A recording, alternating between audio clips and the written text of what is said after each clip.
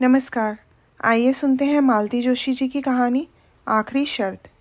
दोपहर की चिलचिलाती धूप में दीदी हांफते हुए घर में दाखिल हुई और छूटते ही बोली, ज़रा जल्दी से तैयार तो हो जा, सर्राफे तक चलना है। इतनी भी क्या जल्दी है, ज़रा बैठकर अपनी सांस तो सीधी कर लो। झपताल में चल रही है, चलने दो। अब 2 महीने तक मेरे पास इस मरी सांस के नखरे उठाने का समय नहीं है।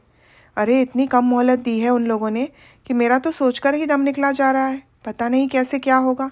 अब देखो ना, परसों फलदान है और अब तक दूल्हे की अंगूठी का पता नहीं। पहेलियां तो मत बुझाओ दीदी, मैंने उनकी मेल ट्रेन को बीच में ही रोककर पूछा। ये तुम किसकी शादी की बात कर रही हो? लो और सुनो, दीदी ने तुनक कर कहा। मेरे कोई 10-5 लड़कियां हैं। मैं तो अवाक रह गई।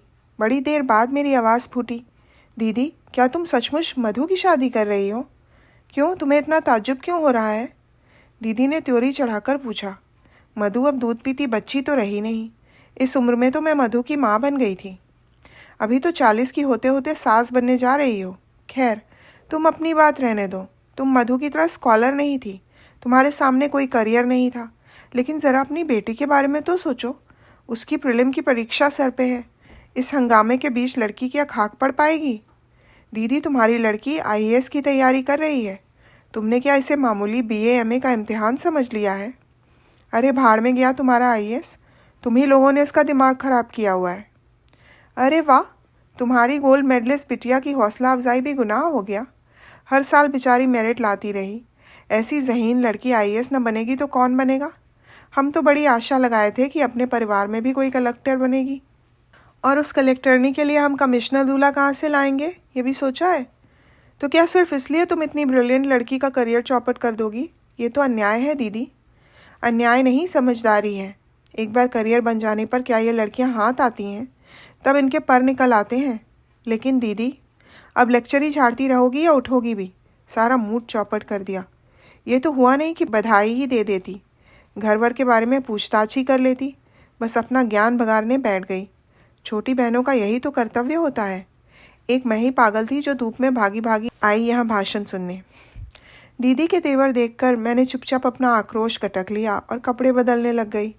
मुश्किल से 10 मिनट लगे होंगे, लेकिन सड़क पर आने के बाद ध्यान आया कि दीदी का पारा अभी उतरा नहीं है। वैसे उन्हें मनाना ऐसा मुश्किल भी नहीं था। मैंने बस थोड़ी सी उत्सुकता जताकर दूल्हे का पता ठिकाना पूछ लिया और दीदी का सारा गुस्सा उड़नछू हो गया। घंटे पर से वो जैसे इसी अवसर की प्रतीक्षा कर रही थी। एक बार जो शुरू हुई तो बस बोलती ही चली गई। होने वाले दामाद की पूरी वंशावली मुझे सुना गई। फिर बड़े मनोयोग से उन्होंने ये बताया कि कितनी खोजबीन के बाद ये हीरा उन्हें मिला है। मधु ने पूर्व जन्म में बड़े पुण्य किए होंगे, नहीं तो इतनी बड़ी जगह की तो वो कल्पना ही नहीं कर सकते थे। कैसे कैसे धनी मानी लोग रिश्ते की आस लगाए बैठे थे। ढेर सा दान दहेज हर कहीं से मिल रहा था, पर लड़के ने मधु को देखा और बस सारे फोटो वापस कर दिए। ये दामाद प्रसंग पूरे रास्ते चलता रहा। प्रशंसा के लिए दीदी को जैसे शब्द ही नहीं मिल रहे थे, पर मेरा मन पूरे समय मधु में ही अटका रहा। बेचारी लड़की, भविष्य को लेकर उसने कैसे कैसे सपने बुने थे, सब धरे रह गए। हम लोगों ने भी उसके लिए बड़ी ऊंची कल्पनाएं की थी, पर सब व्यर्थ हो गईं। अपनी पुश्तैनी दुकान से दीदी ने हीरे जैसे दामाद के लिए हीरे की अंगूठी खरीदी। एक बड़ी सी चांदी की ट्रे भी खरीदी गई। मधु का सेट तो बनकर तैयार था। उसकी सास के लिए 3 तोले के मंगलसूत्र का ऑर्डर दिया था। दुकान से उतरते हुए दीदी भेद भरे अंदाज में बोली, सास पिटारा ऐसा भेजूंगी कि देखना, आंखें फटी की फटी रह जाएंगी। दीदी उस समय उत्साह की मूर्ति बनी हुई थी। शादी का जैसे उन पर नशा सा चढ़ गया था। उनका बस चलता तो शायद उस दिन पूरा बाजार ही खरीद लेती। जब पर्स में सिर्फ किराए के लायक पैसे बचे रहे, तब उन्होंने अपनी खरीदारी बंद की। इतनी जोखिम के साथ उन्हें घर अकेले भेजने का साहस नहीं हुआ। मैं भी साथ हो ली। मधु से मिलने का भी मन हो रहा था। घर एकदम सुनसान था। मधु के रहते घर में इतना सन्नाटा, आश्चर्य था। 24 घंटे चीखता ट्रांजिस्टर और उसके सुर में सुर मिलाकर गाती मधु, ये तो दीदी के घर के स्थायी प्रतीक थे। मधु घर में नहीं है, अपने कमरे में होगी, दीदी ने बताया और फिर एकदम याचना भरे स्वर में कहने लगी, तेरे हाथ जोड़ती हूँ कुसुम, उसके पास जाकर ऐसी कोई बात मत करना। वो पहले ही मुंह फुलाए बैठी है। अब तुम उसके गुस्से को हवा मत देना। अपन साधारण लोग हैं बहन, बहुत ऊंचे सपने देखना हमें शोभा नहीं देता। दीदी, सपने देखने पर तो तुम प्रतिबंध नहीं लगा सकती, बाकी तुम अपने मन की कर ही रही हो। सपनों से ज़िंदगी नहीं चलती रे। क्या सभी सपने अब पूरे हो जाते हैं? अब इसी को ले लो, हर साल इतने लोग परीक्षा देते हैं, क्या सभी पास हो जाते हैं? फिर इसी आशा में उम्र बढ़ाने से फ़ायदा? इतना ज़्यादा अच्छा रिश्ता रोज़ रोज़ थोड़े ही मिलता है। दीदी की बात में कोई खास वजन नहीं था, पर उनके स्वर का गीलापन मुझे छू गया। उन्हें आश्वस्त करके ही मैंने मधु के कमरे में पाँव दिया।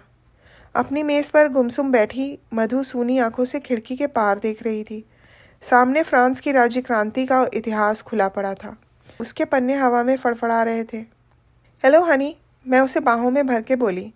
तुम तो बड़ी छुपी रिस्तम निकली, चुपके चुपके सब तय कर डाला, हमें हवा भी न लगने दी। उत्तर में मधु ने 2 बूंद आंसू टपका दिए। बस, धत पगली, ऐसे रोते हैं कहीं? मैंने उसे फुचकारते हुए कहा, पर मन जाने कैसा हो आया। दीदी, मधु तो रो रही है, मैंने दीदी के पास बैठते हुए कहा। शादी की बात सुनकर सभी लड़कियां रोती हैं। दीदी ने निर्लिप्त भाव मुझे चाय का कप पकड़ा दिया। तुम भी रोई थी, हम भी रोए थे। तुम क्यों रोई थी दीदी, याद है? कॉलेज जाने का तुम्हारा अरमान मन में रह गया था। अम्मा बाबूजी ने कह दिया था कि तुम्हें बीए करा देंगे तो लड़का कहाँ से लाएंगे। आज वही अन्याय तुम अपनी बेटिया के साथ कर रही हो। पीढ़ियाँ बदल गई पर हमारी मान्यताएं वहीं की वहीं हैं। हम उन्हें अम्मा बाबूजी कहते थे, बच्चे हमें मम्मी पापा कहते हैं, बस इतना ही फ़र्क है। बाकी सब तो वैसा का वैसा ही है। वैसे का वैसा कहाँ है? मेरी लड़की डबल एमए है। मैंने जो सहा है उसका 10वां हिस्सा भी मैंने उसके हिस्से में नहीं आने दिया है। और फिर जैसे अतीत में खोते हुए बोली, उस समय मैं क्यों रोई थी जानती है? सगाई के बाद मेरा गाना बजाना छुड़वा दिया गया था। मेरी सास इसके लिए खास हिदायत कर गई थी। जब तक वो जीती रही मुझे कभी गुनगुनाने भी न दिया। अब तो खैर मेरी आवाज़ ही मर गई है। इसलिए मैंने मधु को कभी नहीं टोका। उसकी दादी गलतियाँ निकालती रहीं, पापा तो हमेशा ही बरसते रहे, पर मैं हमेशा उसका बचाव करती रही। मेरा गला घोंट दिया, कोई बात नहीं, पर लड़की पर यह अन्याय नहीं होने दूंगी। मैंने तो मधु की सास से साफ साफ कह दिया है। मैं पिछली पीढ़ी की थी इसलिए मन मार के जी गई। मेरी लड़की से यह ना होगा। मैं दीदी का तमतमाया चेहरा देखती रह गई। वक्त ने उनके घाव भर दिए हैं, पर टीस अभी भी बाकी थी। प्रसंग छिड़ते ही उनकी पीड़ा सतह पर आ गई थी। मुझे चुपचाप देखकर ममता भरे स्वर में बोली, तुझे मधु की पढ़ाई की चिंता है ना? देख, भाग्य में विद्या होगी तो पढ़ ही लेगी। वैसे वो लोग बहुत समझदार हैं। अब रहने भी दो दीदी, शादी के बाद पढ़ना क्या होता है मुझसे पूछो। सारा घर जैसे आप पर पहरा देता है, एहसान जताता है, और अगर आप बदकिस्मती से कहीं फेल हो गए तो बस सारी ज़िंदगी ताने सुनते ही बीतती है। दीदी के घर से लौटते हुए मन बहुत उदास था। अनजाने ही मेरे अपने कुछ घाव हरे हो गए थे। और इन सबसे ऊपर था मधु का आंसू भीगा चेहरा, जो किसी तरह आंखों से हटता ही नहीं था। सच, अगर हमें अपने बच्चों के पंख उतरने ही होते हैं तो पहले हम उन्हें आकांक्षाओं का आकाश देते ही क्यों हैं? घर में प्रवेश करते हुए डर रही थी कि सबके मुंह फूले मिलेंगे। पड़ोस से चाबी लेकर घर खोलना ना बच्चों को अच्छा लगता है ना उनके पापा को। सबके स्वागत में मेरा दरवाजे पर मिलना जैसे ज़रूरी है। लेकिन घर में मौसम खुशगवार था।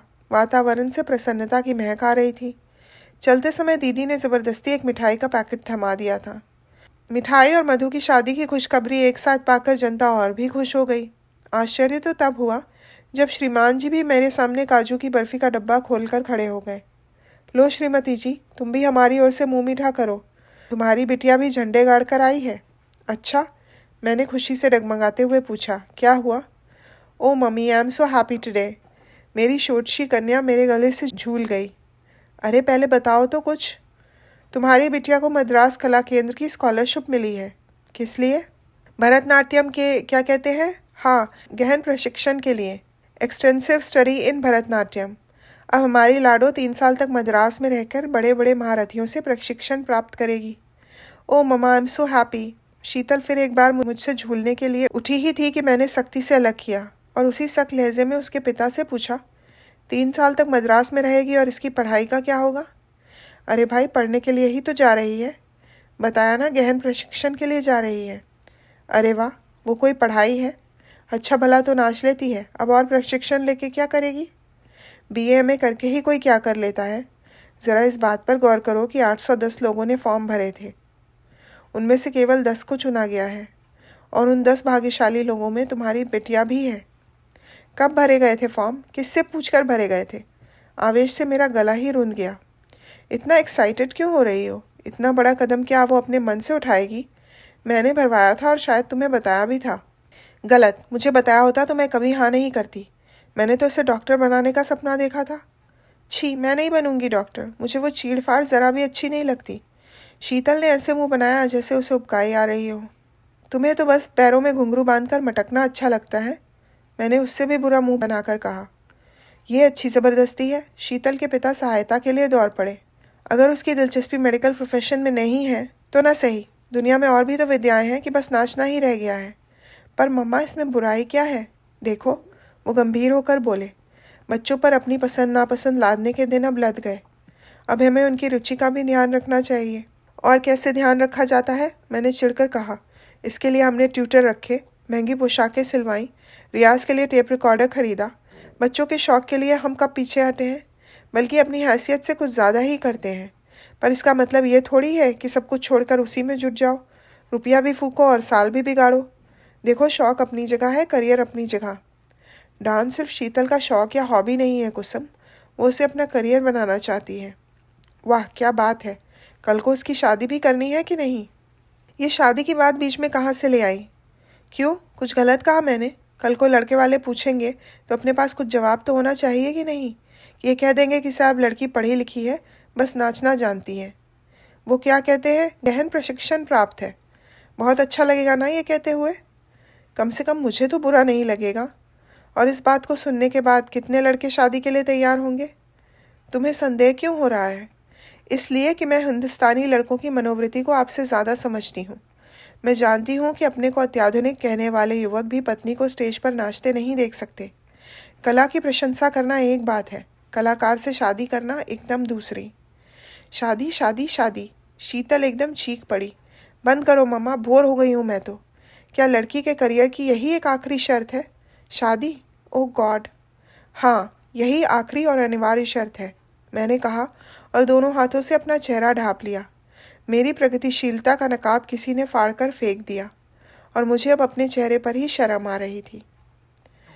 तो ये थी मालती जोशी जी की कहानी आखिरी शर्त। साथ में आपसे एक अनुरोध भी है, अगर मेरे वीडियो पसंद आए तो उन्हें प्लीज़ सब्सक्राइब करिए और लाइक और शेयर करिए।